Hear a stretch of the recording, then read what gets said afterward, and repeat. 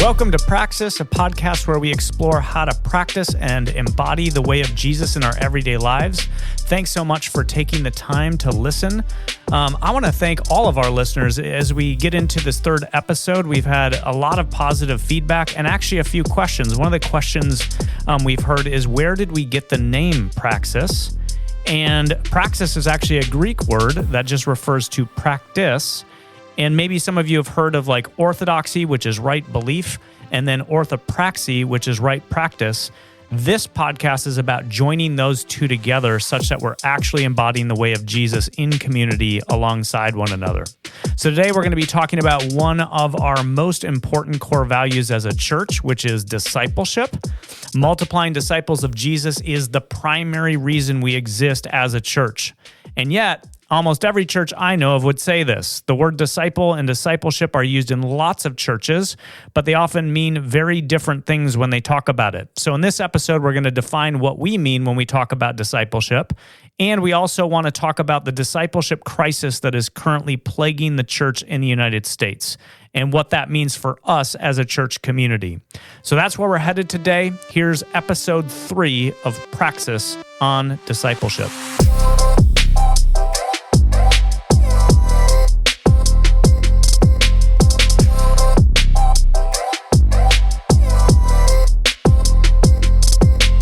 Welcome, everyone. My name is Katie. I'm Cameron. And I'm Mac. So today we're talking about core values. In our last episode, we talked about what core values are and why they matter. So if you haven't listened to that, we encourage you to check it out. Brene Brown says that we can't live into values that we can't name. So starting this week, we're going to name and do a deep dive into the 6 core values that make and shape us as a church. And the one that we're going to discuss today is discipleship. So we as a church want all of our eggs to be in the discipleship basket. We want our main business to be the business of making disciples of Jesus. Yeah, so one of the ways we want to start is just by asking, what is a disciple? Have you guys seen the movie? I forget. Have you seen the movie Peanut Butter Falcon? Neither of you? No. Oh, my. I really want you to see this movie. It's terrific. There is some language in it, so that's just a forewarning. But the Peanut Butter Falcon is a movie about a guy named Zach who has Down syndrome. And our family loves this movie because, as some of our listeners might already know, we have 3 boys, and our youngest son, Griffin, has Down syndrome. And so a few weeks ago, we sat down to watch this movie with our 2 older boys. They had never seen it. And the movie focuses on this character with Down syndrome named Zach. And Zach is living in a assisted living home because he doesn't have anybody who's wanting to take care of him. He's surrounded by old people, and he doesn't want to be there. He wants to live his life. And so what happens in this movie is his roommate, this older gentleman, helps him break out. So he escapes from this nursing home, and then he kind of gets caught up with this character named Tyler, who is played by Shia LaBeouf. And the rest of the movie sort of follows their adventure, all right? But while they're in the nursing home, Zach is obsessed with becoming a wrestler, a WWF wrestler, and he watches this VHS video of this guy, this wrestler named Saltwater Redneck every day, multiple times a day. He's obsessed with this VHS tape. And at one point in this tape, Saltwater Redneck invites people to become his disciples by attending his wrestling school. And so I'm watching this movie, and I hear Saltwater Redneck inviting Zach to become his disciple, and I'm thinking, wow, Saltwater Redneck means something very different than we do when we use that word. So I think one of the things that happens with the word disciple or discipleship is it's a word that a lot of people use, but we often mean very different things. And that can make it feel really sort of fuzzy or ambiguous or vague. So I want to just start by asking the question, when we talk about discipleship or a disciple, what do we mean? Well, one of the things we believe and mean is that a disciple is a learner. Comes from the Greek word mathetes. That's, wow. Am I saying that right? Mm-hmm. That's impressive. Okay. I actually don't know Greek. So, Mac, what does that mean? It literally means a student or a learner is what that means, a learner. Interesting. We also believe Dallas Willard has a couple great quotes about discipleship, that a disciple is someone who is learning from Jesus how to be like Jesus by doing life with Jesus. I love how he plays off that word learner, because if disciple means learner, it's learning from Jesus how to be like Jesus by doing life with Jesus. Yeah, totally. Another thing he says is that discipleship is the intentional process of becoming more like Jesus. So what are some of the implications or key things, like as we think about that definition, that seem important to you guys? Yeah, I love that idea that a disciple is a learner, because a learner implies that you're not an expert, and learning is sort of the posture that I think we always change. We never quite arrive, right? We're always learning, always changing, always transforming. So I was thinking about this question, and the idea of CrossFit came to mind. Did you guys know that Mac does CrossFit? Well, I actually have a disc bulge in my L4, L5, so I have to be really selective about how I do CrossFit now because I injured it doing CrossFit. Yeah, I'm sure those are not related. Yes. Yeah. But go ahead. So I can use the CrossFit analogy. So let's say I really want to get in shape and I want to do CrossFit. And I buy all the books and I read all the articles and I buy a ticket to the CrossFit Games in Madison, right? That's like a big thing once a year. And I can even like post on my Instagram account about going to CrossFit and get the clothes, all of it. But if I don't actually get to the gym and do the workout and like make some mistakes and have to be corrected on my form sometimes, and Maybe like, just get a disc really bulge. sweaty, maybe get a disc bulge. If I don't actually get to the gym and do it, I'm not going to become very good at CrossFit. And I think it's much the same with discipleship. We can absorb information, we can learn, but it can stay in our heads, and we can quickly think that we know everything and that there isn't more to learn. So going back to my CrossFit example, let's say I do work out. Let's say after 2 years, I'm like, I'm in shape. I don't need to do CrossFit anymore. Like, I'm in shape. I'm good for my life. That wouldn't last very long, right? Like, I wouldn't stay in shape very long. I have to keep working out, keep learning new techniques, keep working those muscles, just as we do with discipleship. Like, we get dirty, we do the work, and we have to keep doing the work for our entire lives. And I think that's a posture that doesn't ever go away with discipleship. I don't think we ever arrive. I think we're always learning and always growing. Can I play off this example for a moment? Please do. My wife Josie and I, actually, we coach CrossFit as well. And I'll tell you that not all athletes are equally coachable. Some athletes are like hungry to learn. They're wanting you to like maybe correct their form. They want to get better. They're very teachable. And other ones are like, I got this. I don't need your help, kind of a thing. And so of those two groups, like one is a learner, the other one feels like they're kind of an expert. And I would want to name like inherent to the definition of a disciple is that I have the posture of humility where I don't have it all figured out and I need someone to help me continue to grow. Does that make sense? Mm-hmm. I also like what you were kind of saying. I think one implication of this definition too is that the focus is on Jesus. Jesus is the primary focus of our discipleship. And I feel like in a lot of church contexts, when people start to get quote unquote serious about discipleship, it's a lot of what you were talking about, Katie, where it's all about the head. It's about cognition. It's about knowing more information about the Bible or Jesus and the people who know a lot. Oh, those are the people who are serious disciples. Mm-hmm. Or in other churches, it may not just be cognition, but it's conduct. It's how I behave. It's avoiding sin or doing big things for Jesus or some combination of those two. Mm-hmm. And I'm not saying that those things aren't important, but they're not the main focus. They can be a byproduct, but the focus is actually becoming more like Jesus, which often will involve knowing more things about Jesus, et cetera, and living like Jesus for sure. But I think in a lot of contexts, we sort of just do the first part, which is I'm just going to know a lot about Jesus or do some big things for Jesus rather than actually the goal being to become like Jesus. What about you, Cameron? Like with this definition, what would you say is like an implication? We've named that, hey, it requires humility. We're learners. You know, the focus is on Jesus. What else? Yeah, I think kind of going along with Katie's example there is it's something that involves our whole life. It's not just something we choose to do once, but it's a lifelong pursuit that we are on. to follow Jesus and become more like him. Like even when we're, people who've been following Jesus for 60, 70 years, if you talk to them, they still say, I still have a long way to go. There's still a lot of things that I'm learning and growing in. So it's not somewhere that we ever arrive. And even like, if you look at the Great Commission, we're commanded to make disciples, not just make converts. Like this is supposed to be what we're about as people of faith, not just getting people to convert to following Jesus one time, but to a life of following him and learning and growing. I think that's great.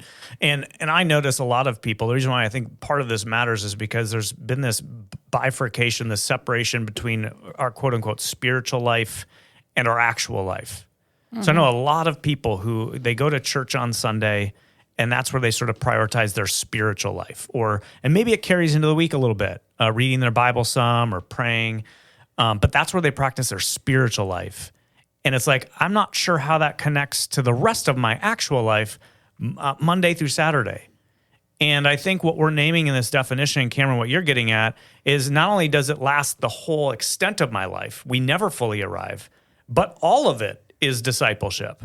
Like Wednesday afternoon, when I'm having, a meeting with people, is just as much a discipleship moment as Sunday when I'm at church. Mm-hmm. It's all about formation. It's all part of my discipleship into the way of Jesus. Yeah. Yeah, like when I'm home, on a middle of the week, let's say Wednesday at 5:30, and I'm making dinner and someone like rubs me the wrong way, that's a discipleship opportunity right there. Like how I am present with my family in that moment matters just as much as how I'm present at church on Sunday. And in some cases, maybe even more so. Yeah. Like, because it's in the ebb and flow of our relationships where those hard edges often get softened, Mm-hmm. So a disciple is a learner. Discipleship is the intentional process of becoming more like Jesus. We've named that it requires humility. We've named that the focus is on Jesus, not just like knowledge or behavior, although it includes some of that, and that it's all of life, and it will take our entire life. Can I pivot here? I want to name that we're kind of sitting on, and the American church is sitting on a little bit of a discipleship crisis. And what I mean by that is we're not really making very many disciples. We've already quoted Dallas Willard because he had so many amazing things to say about discipleship. But here's one of the things he said. He said, non-discipleship is the elephant in the church. So the reality, what he's saying is, hey, look, we're not really making disciples, and everybody's kind of aware of it, but we're not really willing to talk about it. Dan White Jr. puts it this way. He says, the cost of non-discipleship is the irrelevance of the church. So he's saying not only are we not really making disciples, but because of this, the church is becoming increasingly irrelevant when it comes to influencing the broader culture. So I want to throw it to you guys. What do you guys make of this discipleship crisis? What are some of the primary causes or things contributing to it? Yeah, I think one is that, people are busy, and that it's much easier just to kind of come and consume a sermon and a Sunday service and sing along to the worship songs than it is to actually submit our whole life to what Jesus wants to do. Yeah, so for some people, maybe it's just like this optional add-on that I sort of engage when it's convenient. But I've got all this other really important stuff that I enjoy in my life. Mm-hmm. Yeah, I also think it's really interesting that you use the word relevance, because when I reflect on it, to me, it's the church's pursuit of relevance maybe that's actually brought us here. Say more about that. I guess I would say, using my experience and how I've perceived the church, maybe this is limited to sort of our country or our cultural context, but we've seen churches try really hard to be relevant. We've seen them build big platforms. We've seen them chase numbers to try to get really big. And to chase numbers means you have to be relevant and cool and popular and appealing to people. And trendy. And trendy. Like you have to drink mushroom milk, for instance. That's a rip on me because I drink something called mud water. Yes. And while we don't have sponsors yet, if we did, maybe they would be one of them. It's really good. Yeah, you're kind of that type. You're drinking mud water. You got ripped jeans and tattoos or whatever else. We've spent the past, 20, 30 years, I think, pursuing relevance in the church. But what's ironic about that is that we've become so obsessed with meeting people's preferences in order to be relevant that we have lost what's really important. And I think we have failed to distinguish ourselves from anything else out there. Right? So if you operate like, let's say, another corporation, let's take a restaurant. We want to draw people in by having like a cool atmosphere and being in the best location and having really trendy charcuterie boards. Like people are going to... Charcuterie. Did I say it wrong? No, I think you said it right, but I've noticed people have a really hard time pronouncing that word. Charcuterie? I think I said charcuterie. I have no idea how to say it. But anyways, if we treat it like that, we are just trying to get people to use the power of the purse to come in and choose to eat here, and we're doing all sorts of things to entice them. I think the church has operated like that a little bit. Here, let us entice you with our worship music or our kids programming or how cool our lobby is. I don't know, whatever. It's like we've tried so hard to be relevant, and in doing so, we've just looked a lot like anything else in the world. And in that pursuit of relevance, we've lost what the church really has to offer, yes, which is discipleship. Yeah, so part of the reason why we have this discipleship crisis is because the church has made the idol of success and growing. There's this idol of success and growing bigger and bigger, and to the neglect of making actual disciples. There's this guy named Mike Breen, and he once said, hey, if you try to build a church, if you build a church, you might get disciples. But if you make disciples, you'll certainly get a church. And so I think you're right. I think part of the problem is that the church has been many churches have made it their goal to become bigger and more successful. And they've actually, there's like a little bit of a mission creep. They've lost the focus on actually making disciples. Dan White Jr. and J.R. Woodward say this. They go, the church as industrial complex, referring to kind of this large attractional type model of doing church, unintentionally turns spirituality into a product, church growth into a race, leadership into a business, and members into consumers. And I think that describes what you're getting at. That, right? Yeah, and I also look at that and go, you know what? Like, it worked in a way. Like, it kind of worked. They got what they wanted. They got really big, and people came, and it didn't produce disciples, maybe, but it did produce numbers. And for a while, maybe it was cool. But cultural tides change. So just as quickly as the church became cool because it did play that game, now all of a sudden the cultural tide is clearly against Christianity, and we haven't, or at least against like the shallow substitute that we've offered as Christianity. And the world doesn't have any use for us anymore. Yeah. So it's almost like to the degree we get big and successful, that almost can become the very source of our self-deception to think that it's all, it's working. Yeah. So one thing that we've named is that the church is very much a part of this discipleship crisis.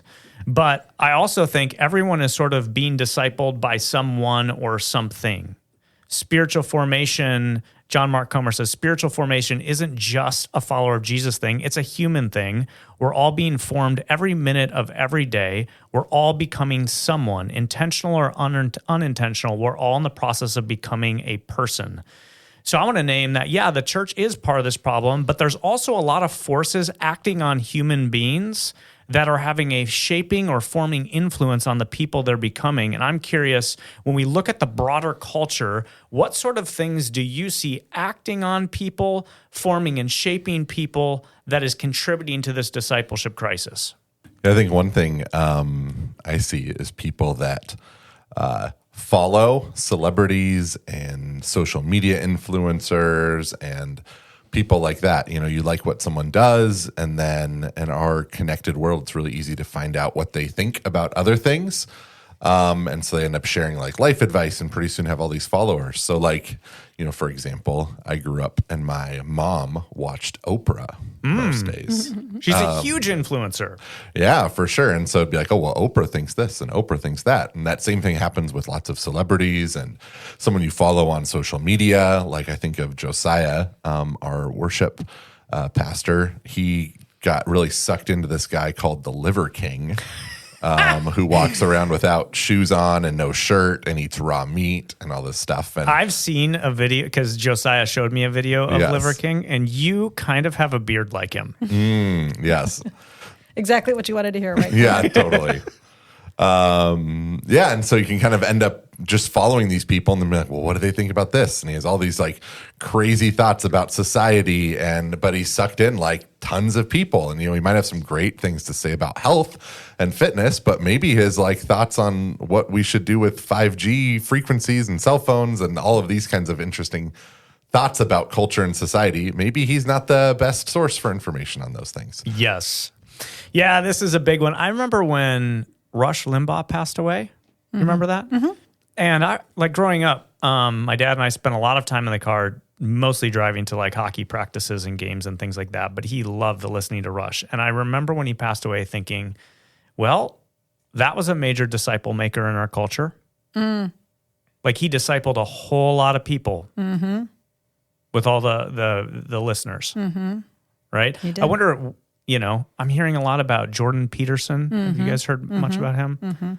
Yeah, I've had people in our church kind of, hey, what do you think of Jordan Peterson? Because they're kind of like gobbling up a lot of what he has to say. And sometimes this is even in our Christian culture. It's so weird to have people consider a celebrity pastor 1,000 miles away who they never met, have never had a conversation with, but they listen to everything that they have to say. And so they kind of feel like a connection pastorally to this person that's actually not pastoring them. Oh, we just quoted Dallas Willard like 4 times. Yeah. Well, we all have it. We all have it. Yeah. And the question is, who are you tuning into and what impact are they having on you? Right? Yeah. And just given where technology has brought us, we all have access to a whole lot of voices, right? Like there are millions of different voices that we could choose from. It's not just people that you happen to know from work or your kid's school or church anymore. Like you can basically pick whoever's saying what you want to hear and you can grab onto them. Yeah. So, Cameron, you've sort of named the allure of celebrities or people who have a platform that we can tune into. This second one that I think is acting on people connects to that, and it's just our screens. I just, before I came in here, read a statistic that globally, the average person is spending about 7 hours on their screens every day. That's a lot of time. A lot of time. 705 hours per year on social media, 2,737 hours watching TV each year. And so what we're looking at on our screens, just like the celebrities we're tuning into or following, what we're taking in on our screens is having a it's powerfully influencing and shaping us as human beings. Like if you watch 10 hours of Fox News every week, that's discipling you to some degree. If you watch, let me do the opposite. If you watch 10 hours of CNN, well, that's discipling you. If you're spending 5 hours on Facebook or TikTok every day, like that is discipling you, right? Yeah. So 7 hours a day on your phone, you said was the average? 7 hours on on a screen. On screens. Okay. 2.5 is social media. 3 is TV, and the rest is usually like your desktop. So probably work related to some degree. Yeah. So you think about 7 hours a day being discipled by your screen.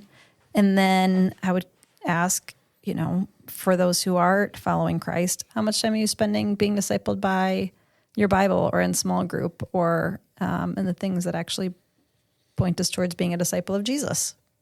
Yeah, I think that's kind of a provocative question. A lot of people say they don't have time. And I don't mean this in a rude way, because I think there are some people who are in a life crisis where they're honestly just being stretched and they don't have a whole lot to give. So if that's someone who's listening in, like I'm not speaking to you, but there are a whole lot of people who I don't have time for this. But if we really did an audit of their time, it's not a time issue, it's a priority issue. Yeah, I know that's been me many, many times in my life. And when you think about screens, one of the things I think we often engage through our screens is, you mentioned news. And I would say specifically political news. I mean, let's be honest, most news is politics these days. So I would just add that I think within the realm of screens, something needs to be said about politics. And that politics are discipling people. Politics is discipling people. Yeah. I mean, okay, so I was talking to a group of pastors. This was probably a year ago now. And the question came up. He's like a local area pastor, so around this area. And the question came up, hey, what are you learning right now? And the takeaway from the entire group was that politics is discipling the people in our congregations more than we are. I believe it. What makes you say that? I believe it. Well, I mean, let's even take just how we think about politics, okay? I wasn't alive 50, 60 years ago, but I think if you would have asked someone, like, what does politics mean to you at that point? They would have said, like, things like how we think about tax policy, how we think about education policy, should we get involved in a foreign conflict, like actual policy discussions, right? But now when we think about politics, just think about how we've broadened the scope of what politics speaks to. So now your political allegiance determines everything from like how you felt about the pandemic to whether you watch the NFL to whether you buy spices at Penzeys or the Spice House. Have you guys heard about this? No. Like, oh yeah, there's two big spice companies. It's like a big rival. Penzeys owners are liberals. The Spice House owners are conservatives. So if you're a conservative, you get your spices from the Spice House. And if you're liberal, you kidding me? No, I'm not kidding. I'm not kidding. So anyways, just the fact that your political allegiance drives so much, like it becomes this lens that determines like who we associate with our family gatherings and you know, where we send our kids to school. Like it's become so all encompassing, and it becomes this lens through which we filter everything else. And there are just really loud voices within that world that we're listening to. And again, I just think that that's what's discipling us. And I guess, you know, here's another thing I would say about this. I feel like where a disciple of Christ might look at their politics through the lens of Jesus's teachings to say, do I agree with this or do I agree with that? Right? Their political position is informed by the teachings of Jesus. I would guess that a lot of us today are rather being discipled by our news and then taking that lens to Sunday morning and listening to their pastor through the lens of, do I agree with what this person is saying, and making that determination based on whether or not it aligns with their politics. Yeah, and then maybe even to press a little bit further, then when it comes to the teachings of Jesus, we sort of like take the teachings of Jesus that match our political ideology and maybe minimize some of the other things he says that disagrees or creates tension there. And we kind of create a Jesus that looks like our political ideology. Totally. We've created a Jesus in our own image. Mm-hmm. And at the heart of following Jesus, I'll just name this, is pledging your primary allegiance to Jesus, not a country, not a political ideology, but to a person who's actually king of the universe. And Jesus as king is the Lord over your politics. And he doesn't neatly fit on the right or the left, nor in the center. He's on an entire different playing field altogether. Mm-hmm. That's probably a separate episode. But if you are part of our church community, it's something we've named a lot from the stage over the last couple of years, that as a community of people who follow Jesus, we pledge our primary allegiance to Jesus, and our focus then is seeking first the kingdom of God, which is not the same as the kingdom of America or any other nation, right? Yeah, and it's just so prevalent right now. So I think it's worth just naming it. So it's one thing to talk about discipleship, right? We've talked about it. We all kind of nod our heads and agree that it's really important. But I'm curious about what this actually means. Like if we want to know whether we're growing as disciples, what are the key ingredients that we're looking for? How do we know if we're actually on the right track? Yeah, I think one of the things you need is intentionality and discipline. Like becoming a disciple of Jesus and growing in our relationship with Jesus doesn't happen by accident. It's funny that you're taking that one. That is true. I'm not a naturally very disciplined person. And so it's really important, though, for me to have some level of discipline in my spiritual life. Otherwise, I would just weeks and months and years would go by and nothing would happen. And I would just kind of probably forget about that whole part of my life that Jesus wants to transform. I think that's an important thing to name. I mean, we don't become fully formed disciples of Jesus by accident. You don't just like fall into it. It does require some I'm intentionally pursuing this. It doesn't happen by osmosis. Right. You don't get to just kind of come to church and hang around church people and talk about Jesus and then just sort of it seeps into you. You've got to give yourself to it repeatedly. Yeah, especially because it's so counter to the normal way of being in the world. Say more about that. Like, what do you mean counter to the normal way of being in the world? Just that most people are like passive, or like what do you? Yeah, like that. The things that we want to exhibit in our life as we follow Jesus and as we become more like him are usually not the things that our culture values. So like selflessness versus selfishness, or things like that. That if we're just left to our own devices, we're going to probably drift, kind of like what you guys were talking about, to the cultural forces all around us. But because the way of Jesus is very counter to that, it requires a lot of intentionality to make sure we're pursuing that. All right, that makes sense to me. Like some of the human defaults we have actually run contrary to the very ways of being formed by Jesus. What else? Key ingredients. Yeah, I would say, attending to the teachings of Jesus, but then not just leaving it there, but actually embodying them and then reflecting on them. So we look at the teachings of Jesus, but we have to say, what does it look like to actually embody this in the world? What does it look like to actually be transformed into a person who looks like Jesus? What does praxis look like? That's what you're saying. We have to attend to the teachings of Jesus, and then it's praxis. How do we practice this? Right? How do we praxis this? You could also say. Yes, exactly. And then also reflecting, because we know that as we do practice it, we won't do it perfectly. And so as we go out into the world and try to embody the teachings of Jesus, it's going to be really important to sit back and go, what did I do well that looked a lot like Jesus, and where did I mess up? And that's how we grow.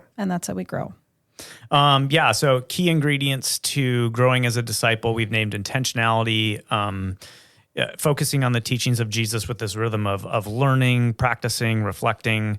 Another one I would add is spirit sensitivity.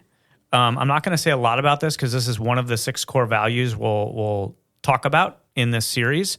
But I do think it's important to name that we don't transform ourselves.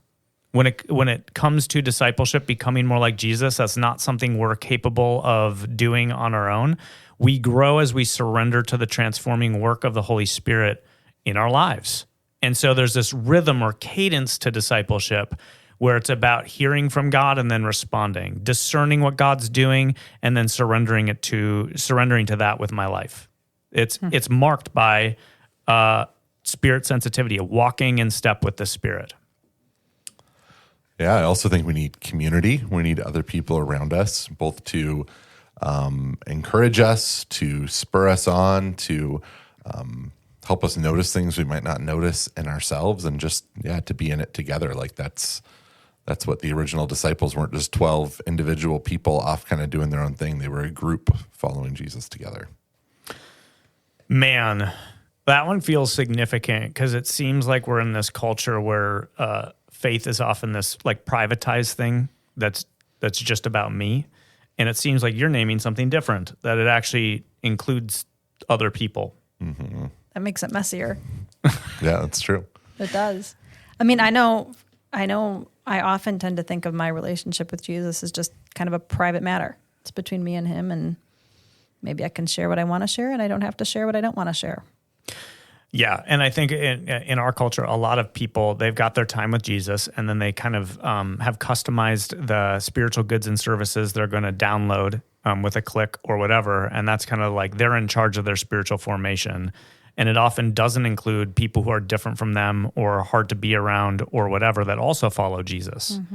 But when Jesus says, "Come and follow me," he invites us to journey with him alongside other people. And those people we're journeying along are often not like us. They're different from us. They have different perceptions. They have different personalities.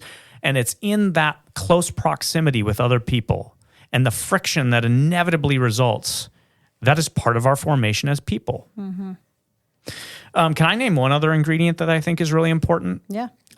It's time. I think transformation takes time. It's not like a light switch where you can just kind of flip a switch and then I'm fully transformed. It takes, it takes an entire lifetime, and you still won't fully arrive as you've named. But I remember a few years ago, I was on staff, and I kept getting into this reoccurring argument with another pastor who really liked what was happening in our discipleship groups, our small groups, the transformation that was happening, but wanted to speed it up. Like it kept becoming this rub or this friction point. Like, yeah, that's great, but can't you get the same results in like a quarter of the time? And I kept holding my ground and being like, I just don't think that's possible. If there was a way to do it, like that would be incredible. But man, that's just not what you can't microwave transformation. We're not making widgets here where we just need like a faster machine. Yeah. Yes. Yeah. You can't click the 30-second button on the microwave and out comes a fully transformed person. In fact, that will be counterproductive. If you are baking a cake and you want it to go faster, and so you turn up the heat, you'll burn the cake. Mm-hmm. You won't get the result that the result that you want. And so I think that's significant as we live in a culture where we're addicted to speed, we're addicted to sort of instant results, and it's really important just to acknowledge this is going to take time. If you've ever struggled with something that you want to be free from, you don't get over that in a day. Mm-hmm. It's a process that often is much slower than we want it to be. Mm-hmm. Yeah, but I think that's how Jesus treated people. He gave people time to grapple with things, and I think it's also how new beliefs and new ways of thinking become sort of deeply rooted. I came across this quote from Rich Villodas that I wanted to share because he also names a few ingredients, some of which we've already touched on. But he says, discipleship needs an emphasis on contemplation for the thoughtlessness that pervades our land, a commitment to humility that lowers our defenses, and a spirit-generated ability to be a calm presence in an anxious world. So the three things, again, are contemplation, humility, and then a calm presence in an anxious world. And if you think about those three things, to me, those are really anecdotes to what we're surrounded by in our society, right? Like we need contemplation for the pathological busyness and distraction and the restlessness all around. We need humility and lower defenses for all of like the egos and the arrogance that surround us. And we need a calm, non-anxious presence just for all the anxiety that's swirling out there. I think that's a great word.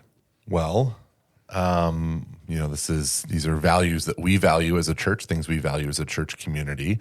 So we want to take a minute to talk about how are we practicing these things, these discipleship things at Crosspoint? Like if someone wants to grow as a disciple, how would they do so here as part of our community?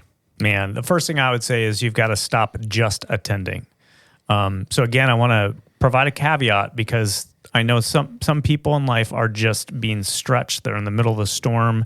They don't have a whole lot to give, and I'm not speaking to those people right now. I'm talking about the people who maybe come a few times a month, maybe walk in during the third worship song, and then walk out right afterwards, right when the benediction is happening or whatever. And that's like that's the extent of their investment in and alongside other people as they journey towards Jesus. And I just want to name, like, just matter of factly, that is going to be insufficient for you to grow and become more like Jesus. If it happens in community, if it takes time and intentionality and all the things we've named so far, you've got to find other areas to invest with and alongside other people that are going to actually help you grow. Mm-hmm. It's not going to happen, 45 minutes a week if that's what you're giving to it. Yeah, and I don't hear you naming guilt in that. Like, well, you should be doing more. You're just saying that's not going to result in no. I mean, if that's where you're at, I'm not trying to guilt anybody. It's more of just a reality statement. Mm-hmm. Going back to the media consumption, if let's say you're consuming, like the average American, 7 hours a day on a screen, there's no way that a 30-minute sermon is going to be able to compete with that. Right. Yeah, so something you just touched on and Cameron touched on earlier is community, right? Discipleship happens in community. So we've tended to privatize our faith, and I mentioned, like, I'm first in line there. I tend to have a highly individualistic view of my faith. That's it's so good that she's finally acknowledging that, don't you think, Cameron? Yes. Have we been waiting for this admission? Yeah, it's kind of me and Jesus. But it's not. It's not just me and Jesus. It certainly starts there, but we work out our faith in community with other people. Like that's where discipleship happens. And that's what we see in the Bible. So I think we have a number of spaces here at Crosspoint where that can happen. We have tons of small groups. We have sermon discussion groups. There's men's groups. There's women's groups. We have serve teams. I think being a part of a serve team is an awesome way to grow in discipleship.